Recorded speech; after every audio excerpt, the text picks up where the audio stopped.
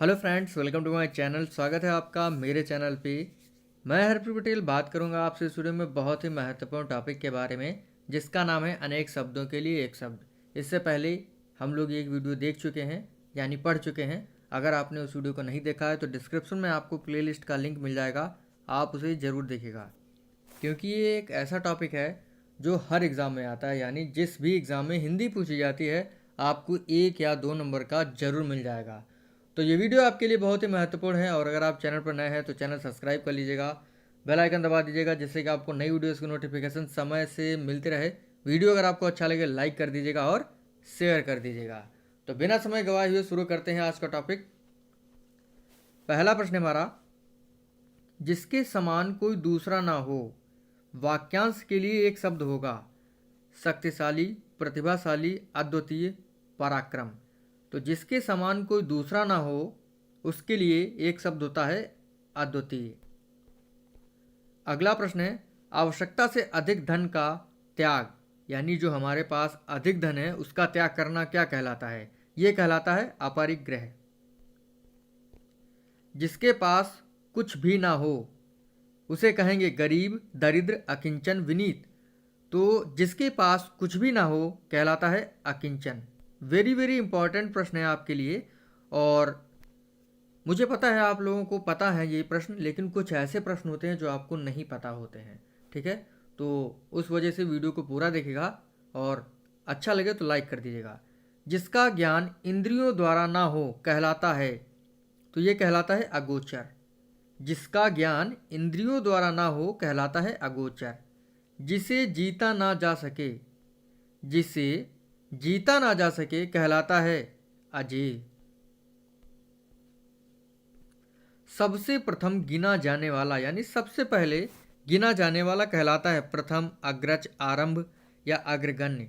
तो सबसे पहले जो गिना जाता है वो कहलाता है अग्रगण्य।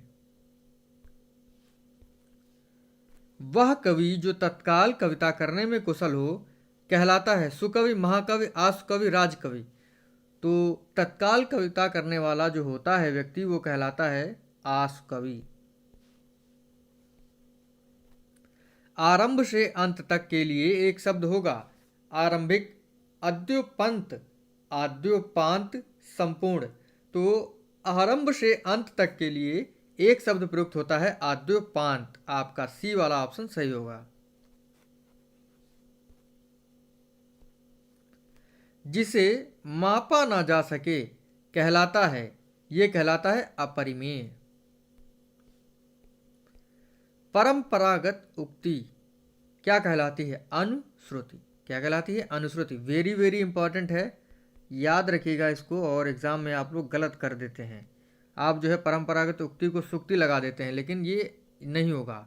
परंपरागत उक्ति जो है अनुश्रुति होता है। जो स्त्री सूर्य भी नहीं देख पाती क्या कहलाती है?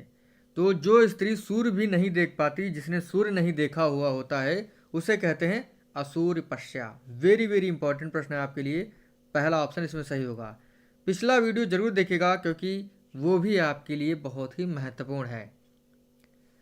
प्रश्न हमारा अगला, जिसका कोई शत्रु पैदा ना हुआ हो के लिए एक शब्द होगा। स्कंदगुप्त, अजातशत्रु, अजान या अजय। जिसका कोई शत्रु पैदा ना हुआ हो वो कहलाता है अजातशत्रु। धन को व्यर्थ ही खर्च करने वाला क्या कहेगा? क्या कहलाएगा? अपव्ययी। और कम खर्च करने वाला मितव्ययी, यानी सोच समझ कर जो खर्च करता है वो मितव्ययी होता है, और धन का जो व्यर्थ ही खर्च करे वो कहलाता है अपव्ययी। जिसके हस्ताक्षर नीचे अंकित हों को कहेंगे अधो हस्ताक्षर कर्ता। क्या कहेंगे? अधो हस्ताक्षर कर्ता। बरसात बिल्कुल न होना के लिए एक शब्द होगा अनावृष्टि। क्या होगा? अनावृष्टि। और अधिक बरसात होना उसके लिए होता है अतिवृष्टि। अति माने क्या होता है? अधिक। तो अधिक वृष्टि होना यानी अधिक वर्षा होना अतिवृष्टि कहलाता है।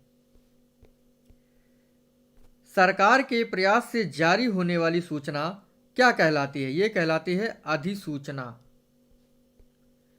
जो किसी के प्रति अशाक्त हो क्या कहलाएगा? ये कहलाएगा अनुरक्त। बहुत दान देने वाले को क्या कहेंगे? दानी, औढ़र दानी, दीनदयाल, दानवीर।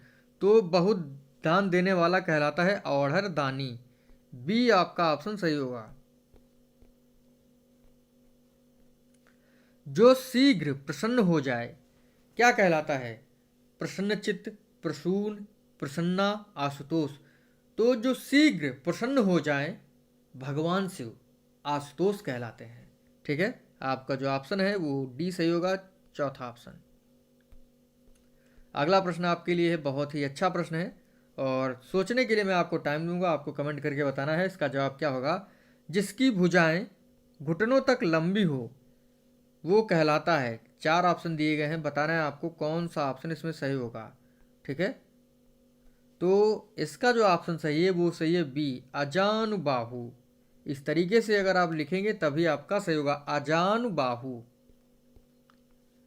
अगला प्रश्न है, आग्रह का क्या अर्थ होता है? सुगंधित पदार्थ, सुगंधहीन पदार्थ, जिसे सूंघा ना जा सके, जिसे सूंघा जा सके।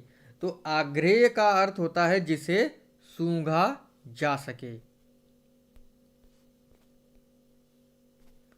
जिसकी इच्छा की गई हो कहलाता है इच्छित, इप्सित, आकांक्षा, महत्वाकांक्षा। तो जिसकी इच्छा की गई हो उसे कहते हैं इप्सित। जो इंद्र पर विजय प्राप्त कर चुका हो कहलाता है, क्या कहलाएगा? इंद्रजीय, इंद्र, जितेंद्रिय, इंद्रजीत। तो जो इंद्र पर विजय प्राप्त कर चुका हो उसे कहते हैं इंद्रजीत। घटनाओं का कालक्रम से किया गया वर्णन ये कहलाता है इतिवृत्त। जो 2 में निष्ठा रखता है वो कहलाता है निर्जरा। क्या कहलाता है? निर्जरा।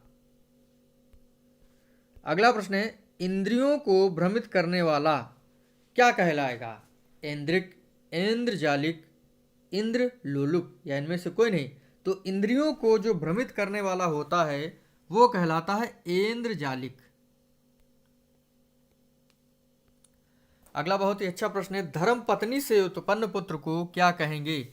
धर्मपुत्र, औरस, बलशाली, तेजस्वी। तो धर्म पत्नी से उत्पन्न जो पुत्र होता है वो होता है आपका क्या? वो होता है औरस। बी ऑप्शन आपका सही होगा। अगला जो प्रश्न है, कांटों से भरा हुआ, 28वां प्रश्न है, इसके लिए एक शब्द होगा कंटक, कंटका, गुलदस्ता, कंटका कीर्ण। तो इसके लिए जो शब्द है वो होगा कंटका कीर्ण। अपने ही कुल के नाशक को क्या कहेंगे? वंशज, कपूत, जांडरा, कुलटा, कुलांगर। तो अपने कुल के नाशक को क्या कहेंगे? इसे कहेंगे कुलांगर। क्या कहेंगे? कुलांगर। डी आपका ऑप्शन सही होगा। अगला प्रश्न है, बहुत ही प्यारा और इम्पोर्टेंट प्रश्न है और एग्जाम में काफी बार पूछा जाता है। कुश की नोक सी तीखी बुद्धि को कहते हैं विद्वान, कुशा, कुशाग्र बुद्धि, मंद बुद्धि। तो कुश की नोक से तीखी बुद्धि को कहते हैं कुशाग्र बुद्धि। शुद्ध आत्मा वाला मनुष्य कहलाता है शुद्धोधन। उपकार को भूल जाने वाला व्यक्ति क्या कहलाता है? तो ये कहलाता है कृतज्ञ। यानी जो उपकार को भूल जाए वो कहलाता है कृतज्ञ। जो उपकार को याद रखता है वो कहलाता है कृतज्ञ। क्या कहलाता है? कृतज्ञ। बिल्कुल सही जवाब आपका। आगे बढ़ते हैं, गंगा से उत्पन्न होने वालों को कहते हैं, क्या कहते हैं? तो गंगा से जो उत्पन्न होता है वो कहलाता है गांगेय। अगला है सायंकाल, गायों के चरकर लौटने का समय क्या कहलाता है? यानी जो शाम का समय होता है, सांझ का समय होता है, उस समय गाय चरकर वापस आती हैं तो उस समय क्या कहलाता है? संध्या, गोधूल, गोधूम, गोकाल। तो ये कहलाता है गोधूल। चक्र धारण करने वाला, बिल्कुल सही जवाब, चक्रधर कहलाता है। जिसके 4 पैर होते हैं क्या कहलाता है? चतुष्पद। दूसरों के दोष देखने वाला या दूसरों में दोष देखने वाला क्या होता है? आलोचक, निंदक, छिद्रान्वेषी, ईर्ष्यालु। तो दूसरों में दोष देखने वाला ये होता है छिद्रान्वेषी। यानी दूसरों में ही दोष देखता है हमेशा। अगला है जीने की इच्छा को क्या कहते हैं? महत्वाकांक्षा, सत आकांक्षा, जिजीविषा, विजय कामना। तो जीने की जो इच्छा होती है ये होती है जिजीविषा। जीतने की इच्छा रखने वाला ये होता है जिगीसु, और जीतने की इच्छा जिगीसा। थोड़ा सा ध्यान देंगे, रखने वाला यानी व्यक्ति के बारे में पूछा गया है तो वो जिगीसा नहीं होगा, जिगेश होगा। और जीतने की इच्छा वो होती है जिगीसा। इसी प्रकार अगले भी प्रश्न है, भोजन की इच्छा रखने वाला तो क्या कहलाता है? भोजक, भुभुक्ष, भुभुक्षा, जिघुत्सु। तो भोजन की इच्छा रखने वाले को कहते हैं भुभुक्ष, और भोजन की इच्छा भुभुक्षा। तैर कर पार करने की इच्छा क्या कहलाती है? तितीर्षु, और तैरने की इच्छा तितीर्षा। दोनों भवों का मध्यवर्ती स्थान क्या कहलाता है? भव स्थल, त्रिकुटी, भ्रकुटी, या इनमें से कोई नहीं। तो दोनों भवों के मध्य का जो स्थान होता है वो कहलाता है आपका त्रिकुटी।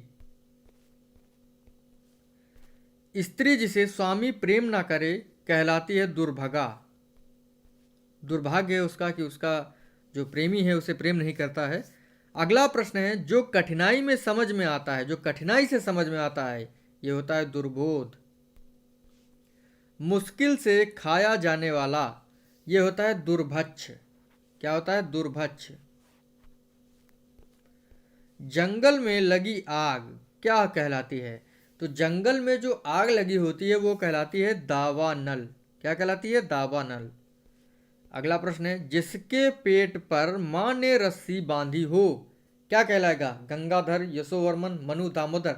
ये पिछली वीडियो में प्रश्न था, आपको कमेंट करके बताना है इसका जवाब क्या होगा। इसका जवाब होगा दामोदर। वह नायक जो बहुत प्रचंड और चंचल हो कहलाता है हीरो, धीरवीर, धीरोदात्त, ओजस्वी। तो वह नायक जो बहुत प्रचंड और चंचल होता है वो कहलाता है धीरोदात्त। अंतिम प्रश्न हमारे इस वीडियो का, अगर आपको वीडियो अच्छा लगा हो तो लाइक कर दीजिएगा, शेयर कर दीजिएगा। प्रश्न है, जिसकी कोई स्पृहा यानी कोई इच्छा ना हो उसके लिए एक शब्द होगा निर्लिप्त, निराश, निष्प्रह, निर्बाध। तो जिसकी कोई इच्छा ना हो उसके लिए शब्द प्रयुक्त होता है निष्प्रह।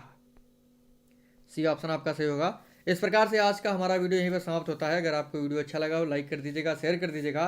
और पीडीएफ लेने के लिए नोट्स की, वीडियोस की नोट्स लेना चाहते हैं तो टेलीग्राम ग्रुप से जुड़ जाएगा, डिस्क्रिप्शन में आपको उसका लिंक दे दिया जाएगा। थैंक यू फ्रेंड्स, मिलते हैं आपसे अगली वीडियो में। धन्यवाद।